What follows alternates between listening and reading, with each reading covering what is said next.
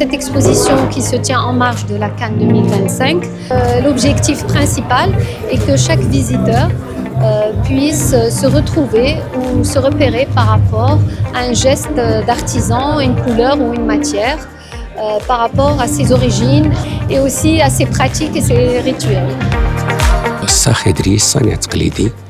كيف كتشوف المشاركة بالفديات، هذه الفديات اللي قدامك والنحاسيات، وحنا محظوظين اللي حقا حنا شاركنا في هذه التظاهرة اللي هي في الحق من أحسن التظاهرات اللي شفت، لأنه كيف كيقول سيدنا الوالي ما شرط.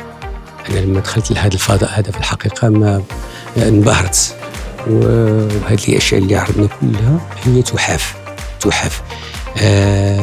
ما فيهاش ضربة واحدة بالماكينة، كلها باليد. Donc on a mis en valeur le travail des artisans pour montrer que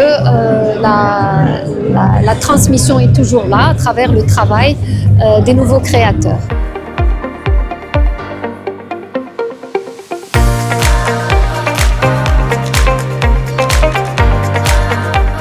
ما يمكنش تدخل لشي بيت من البيوت المغربيه وما تجبرش يا سيدي سمعتيها ولا السينيه وتجبر البراد وتجبر يا سيدي المبخره والمرشه، ما يمكنش، لان هذه التراث ديالنا، هذه الاصاله ديالنا، ما يمكنناش نفرطوا فيها.